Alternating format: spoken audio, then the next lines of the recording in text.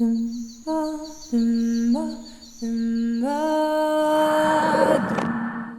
je m'appelle Nathalie Grandjean, j'ai 44 ans, je suis docteur en philosophie, j'ai fait une thèse sur Donna Haraway et mes centres d'intérêt sont assez larges en fait en philosophie, mais majoritairement en philosophie, je m'intéresse plus à des problèmes qu'à des courants historiques en philosophie. Donc, mais les types de problèmes qui m'intéressent, c'est les questions féministes et de genre, les questions d'humanité environnementale et d'écologie, et alors les questions numériques, qui sont des questions sur lesquelles j'ai travaillé pendant longtemps dans mon université, dans l'université de Namur, dans laquelle j'ai fait ma thèse. Et à présent, je travaille à l'université Louvain, site Saint-Louis, et je travaille comme chargée de recherche FNRS avec Bénédicte Zitouni. Voilà, ça c'est pour me présenter. Alors, il se fait que quand j'étais à Namur, j'ai eu l'opportunité de participer au montage du master interuniversitaire en études de genre, dans lequel je donne un cours qui s'appelle Philosophie féministe et de genre. Et dans ce cours, qui me semblait très important, puisque on va en parler tout de suite, dans ce cours, je commence par parler de l'absence des femmes en philosophie. Et je pense que toutes les personnes toutes les personnes qui s'inscrivent en philosophie ont vite fait de remarquer qu'en fait, les auteurs dont on nous parle sont majoritairement des hommes. Alors, il ne s'agit pas simplement parce que ce sont ce sont des hommes d'il y a très longtemps. C'est vrai qu'en philosophie, comme on a coutume de le dire entre collègues, on travaille avec les morts, hein, et surtout des gens très, très vieux et très. Mais c'est vrai que l'absence des femmes en philosophie, et en particulier au XXe siècle, alors qu'elles existent, est particulièrement criante, quoi. Et donc, me suis intéressée à ça pour plusieurs raisons. D'abord parce que, voilà, je me suis, à un moment, j'ai fait une espèce de coming out féministe, on pourrait dire, donc j'ai une espèce de révélation féministe que les combats étaient toujours à mener pour toute une série de raisons, évidemment à la fois personnelles mais aussi professionnelles. Et donc voilà, c'est quelque chose dans lequel je suis engagée. D'ailleurs, je fais partie de SOFIA, qui est le réseau belge d'études de genre. Mais alors d'autre part, ce qui m'a intéressée autant finalement que les questions personnelles et professionnelles d'engagement féministe, c'est le fait que la perspective féministe ou un regard, une approche féministe permet quand même de euh, relire une histoire de la philosophie et surtout réengager les canons de la philosophie à raconter une autre histoire. Et c'est ça vraiment, je dirais, qui m'intéresse encore plus que simplement des questions simplement de comment, en tant que féministe, je peux continuer à faire de la philosophie. Donc, pour me redéfinir, je ne suis pas simplement une philosophe et féministe, mais je suis une philosophe qui cherche à faire de la philosophie féministe. Pas que ça, mais en particulier, c'est-à-dire que relire, en tout cas s'emparer à la fois des questions philosophiques, mais aussi du corpus et du canon philosophique avec une perspective féministe, c'est-à-dire, quand je dis une perspective féministe, qu'est-ce que j'entends par là?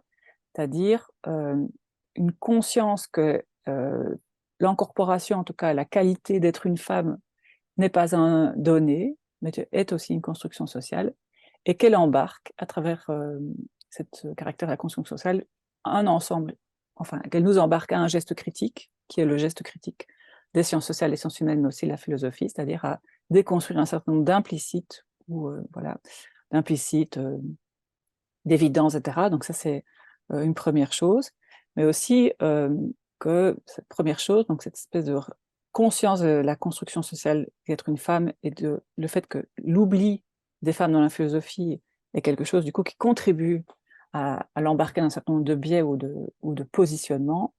Et deuxième chose, c'est que avoir une perspective féministe, c'est aussi viser évidemment la question de l'émancipation.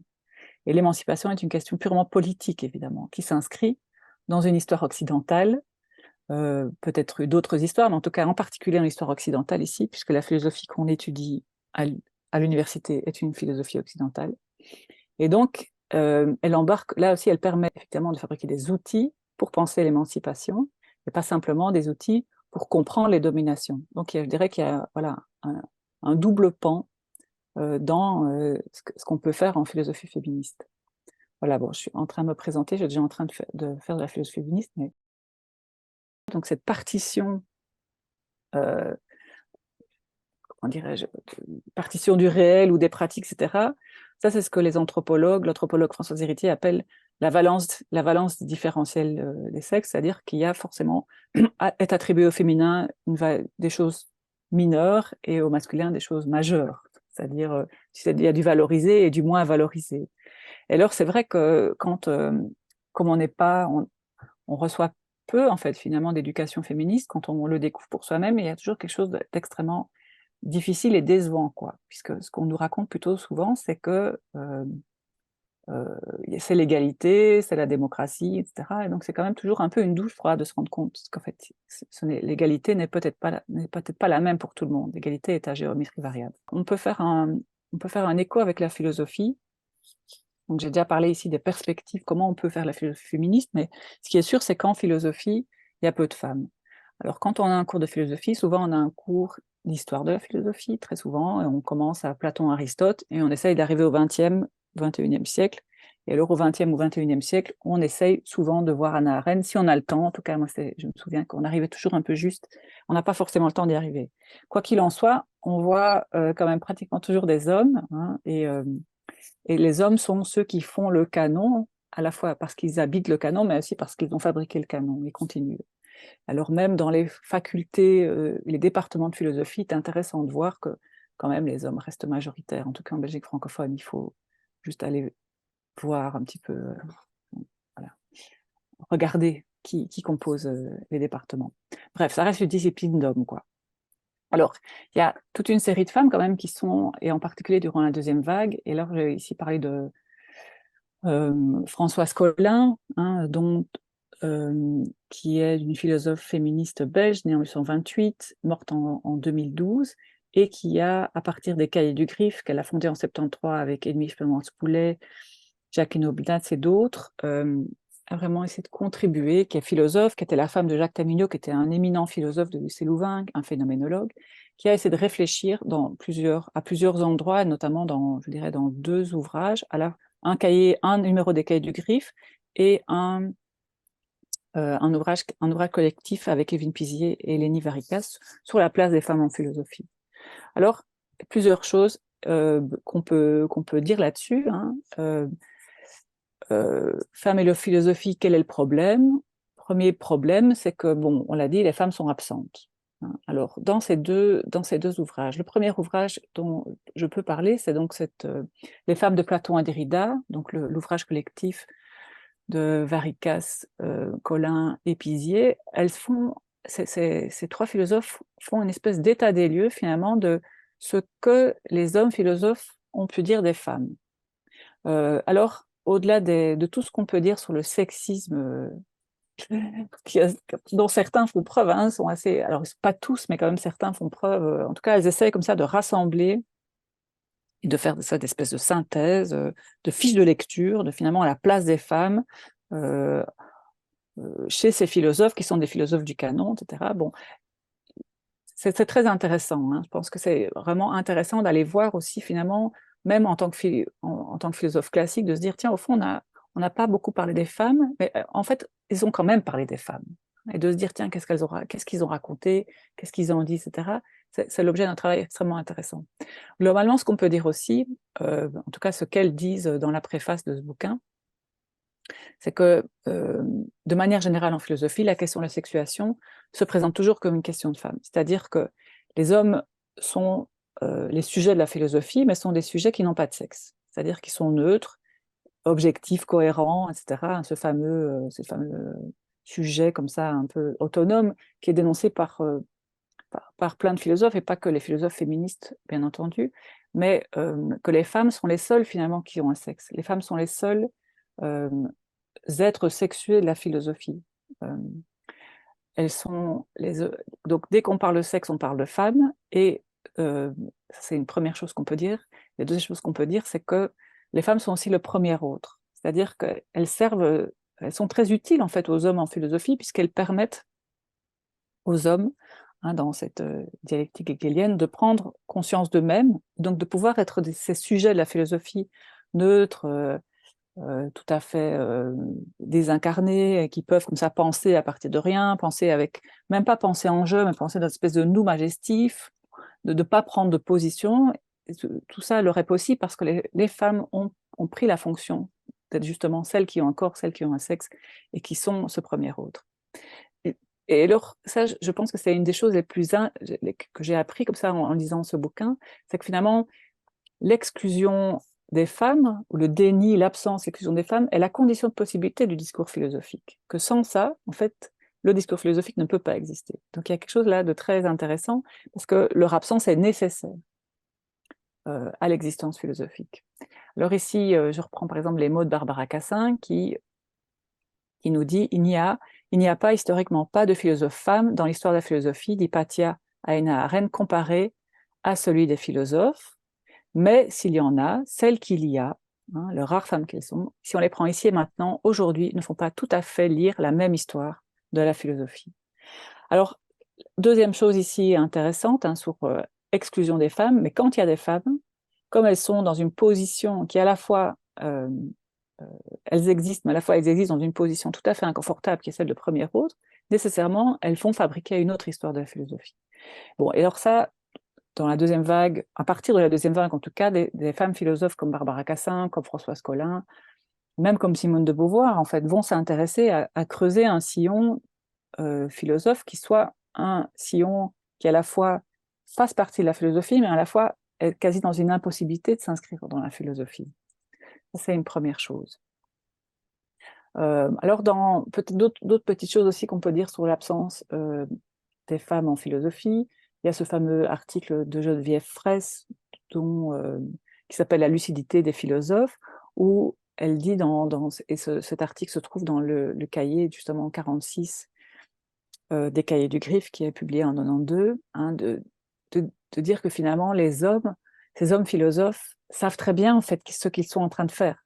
Hein. C'est-à-dire qu'ils savent très bien qu'ils gomment la place des femmes en philosophie, mais qu'en même temps, il y a comme une nécessité à ne pas leur laisser de place.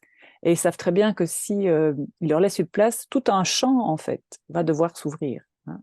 Alors ça, c'est très intéressant, et on voit que c'est ce qui est en train de se passer, d'ailleurs, hein, quand au colloque de philosophie féministe à Paris, on voit effectivement qu'un s'ouvre un champ dans lequel les hommes voilà, doivent reprendre position, c'est-à-dire ne peuvent plus rester, comme on dirait maintenant, dans leur zone de confort, entre guillemets. Alors, il y a peut-être encore d'autres petites choses qu'on peut dire sur la place des femmes, en tout cas l'absence, la non-place des femmes en philosophie. Hein. Par exemple, toujours dans le cahier 46, Jeanne-Marie Gagnebin, un article qui s'appelle « Les joueuses de flûte, les sages-femmes et les guerrières ». Elle dit, à propos de la place des femmes en philosophie, « Je voudrais plutôt questionner la constitution du discours philosophique, posant ainsi comme hypothèse qu'il s'était constitué autour d'un double contrôle du féminin. » Hein. Donc ici, ce n'est pas simplement l'exclusion, mais c'est le contrôle du féminin. Il l'exclut en le déclarant impropre à philosopher. Il l'admet quand il peut le subordonner à une valeur plus haute. Hein. Alors ça, c'est autre chose très intéressant et qui fait sans doute référence aussi à des éléments de contexte dont je n'ai pas parlé. C'est que dans les années 80-90, on va avoir tout un,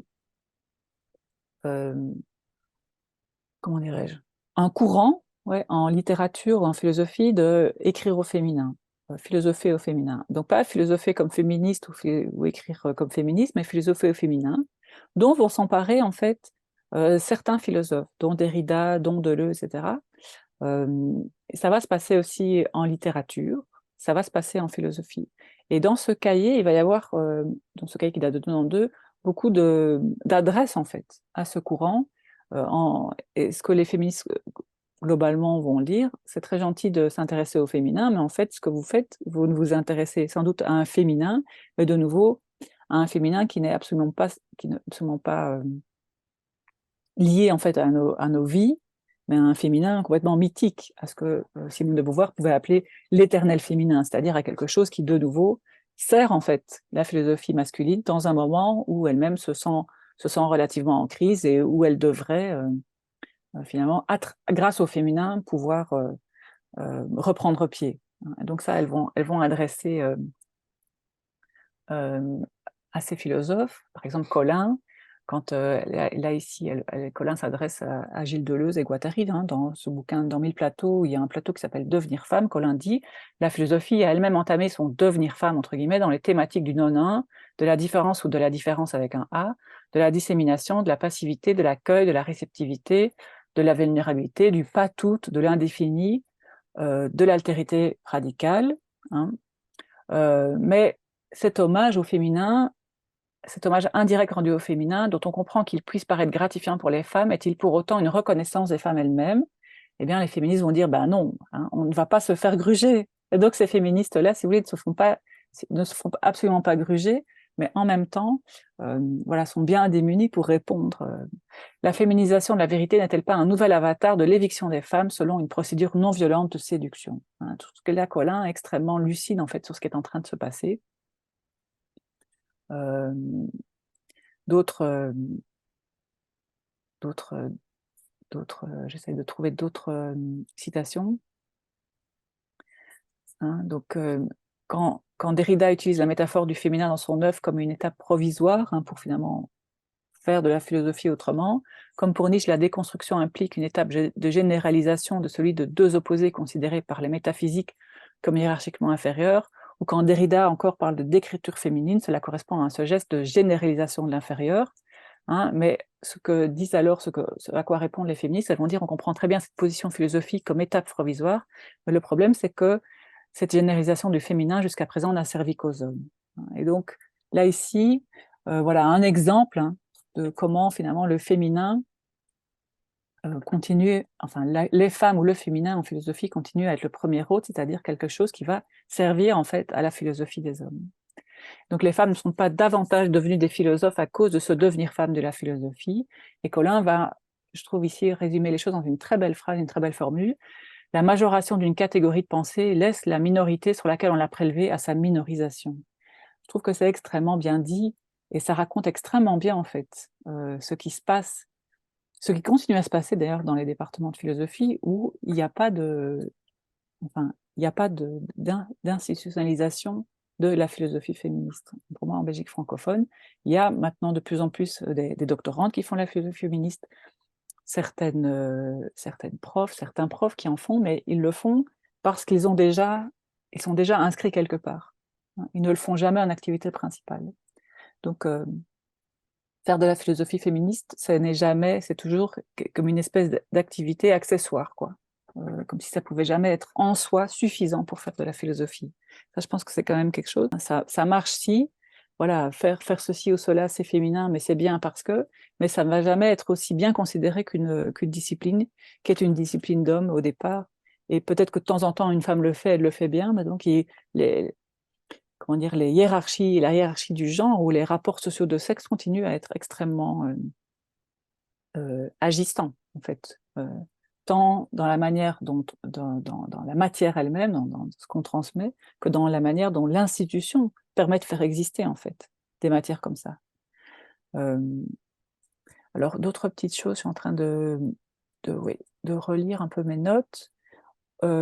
Rosie Braidotti, hein, qu'on a rencontrée au colloque de philosophie féministe, qui est aussi une pionnière dans un autre cahier du Griffe, le cahier du Griffe numéro 30. Elle nous dit dans le discours contemporain, le féminin occupe la place très incommode et pourtant vitale de signes d'incomplétude, des limites assignées à la rationalité instrumentale masculine chez Gorz, au méta-récit de légitimation occidentale chez Lyotard, à la pensée philosophique chez Derrida, même au projet marxiste de Marcuse et au phallocentrisme chez Lacan. La logique postmoderne est sur ce point d'une clarté absolue. D'une part, elle accuse le féminisme d'être moralisateur et castrateur, comme quoi tout ça n'est pas nouveau, hein, et de toute façon déjà mort. D'autre part, elle revendique le droit au féminin pour les hommes. Hein. Donc voilà comment, voilà, aussi une des raisons pour laquelle la philosophie féministe a vraiment du mal à exister dans les départements, c'est qu'en fait, les féministes sont toujours vues comme voilà, castratrices, moralisatrices, hein, et on voit d'ailleurs que cette polémique du woke reprend aussi en fait toute cette rhétorique-là. Hein. Alors le woke, c'est évidemment pas que les féministes, mais ça concerne aussi les féministes. Que dit-on quand on parle des wokistes? C'est un nouvel ordre moral, la tyrannie du bien, etc. Contrairement à l'idée des Lumières, mais qui a elle-même engendré quand même toute une série d'exclusions. Et ce devenir femme, pour terminer sur Braidotti, ce devenir femme de la culture est proposé comme une mesure égalitaire, mais pour moi, il n'est pas évident et surtout, je ne comprends pas en quoi il améliore la condition concrète et la place des femmes réelles. Donc voilà, ça c'est vraiment voilà, des manières de faire féministes, hein, c'est-à-dire comme pouvait le dire justement quelqu'un comme Jacqueline Aubenas dans les cahiers du Griffe. Hein, donc on a célébré les 50 ans des cahiers du Griffe. Au moment où elles écrivaient avec Marie Denis, avec Françoise Collin, avec Émile Poulet, on leur demandait si elles faisaient de l'écriture du féminin et elles disaient « Nous ne trempons pas notre plume dans nos vagins ou dans nos utérus. Hein. C'est pas ça dont il est question. Nous écrivons à partir justement de cette posture réflexive, de qu'est-ce que ça veut dire vouloir être une femme qui écrit, ou qu'est-ce que ça veut dire vouloir être une femme qui fait de la philosophie, à partir du moment où on comprend qu'être une femme, c'est forcément appartenir à une catégorie de minorisation. Voilà, et donc je pense qu'on pourrait, on pourrait écrire beaucoup, et on a déjà écrit beaucoup, et donner pas mal d'heures de cours là-dessus, quoi, sur la place, l'absence des femmes. Donc attention, je pense qu'attention à cette idée féminin, féministe, attention à la manière dont le canon rejoue sans cesse les, les comment dirais-je, les hommes, enfin en tout cas les majoritaires par rapport aux minoritaires. Et quand bien même, comme dans une philosophie comme celle de Deleuze et Guattari, où il y a ce jeu entre majoritaire et minoritaire, on voit que le féminin, finalement, n'a même pas suffisant pour appartenir à cette catégorie du minoritaire, quoi. Donc ça, c'est aussi très interpellant chez Deleuze et Guattari. Moi, j'ai été, durant mes études en philosophie à l'ULB, une grande lectrice de Deleuze et Guattari. Ce sont vraiment eux qui m'ont, comment dire, fait adhérer, enfin fait aimer la philosophie. Quand je les relis maintenant, je me dis, c'était quand même vraiment des hommes de leur temps, en effet. Donc le devenir femme n'est pas, voilà, voilà, on sent qu'on n'est pas encore dans cette catégorie du minoritaire dans lequel il voudrait faire transgresser l'histoire de la philosophie, quoi. Hein, exactement comme ce que dit en fait Simone de Beauvoir dans l'introduction au deuxième sexe, hein, les femmes ne sont pas arrivées, c'est-à-dire leur dépendance n'est pas arrivée, donc en fait elles n'ont même pas d'origine, en fait, elles n'existent même pas encore comme dominées, elles n'existent pas puisqu'elles sont dans une exclusion, dans une invisibilité qui permet aux autres d'exister. Et donc le travail est très lent, très long, et en particulier dans des disciplines comme la philosophie, qui a une image d'elle-même comme étant une discipline de prestige, une discipline aussi de hauteur, de celle qui à un moment est au-dessus des autres, qui serait plus que celle des autres, etc. Je pense que la philosophie se donne aussi une image d'elle-même extrêmement arrogante, et qui contribue aussi à faire que les femmes n'ont pas encore vraiment leur place, peu de place en tout cas, que ce soit de manière très concrète, c'est-à-dire les femmes dans les départements de philosophie, mais aussi de faire étudier, de transmettre voilà, des femmes philosophes, ou alors même pas que des femmes, mais en tout cas des philosophies qui transgressent l'ordre du genre, quoi. Je pense que tout ça c'est un travail qui est encore très difficile dans les départements de philosophie, qui malgré tout restent des départements qui ont du mal à sortir de cette image qu'ils ont de la philosophie. Même si ceux qui habitent ces départements peuvent être des gens extrêmement progressistes. Je ne pense pas que la majorité de mes collègues en philosophie soient des conservateurs, mais je pense qu'ils sont quand même très contaminés par cette image-là de la philosophie.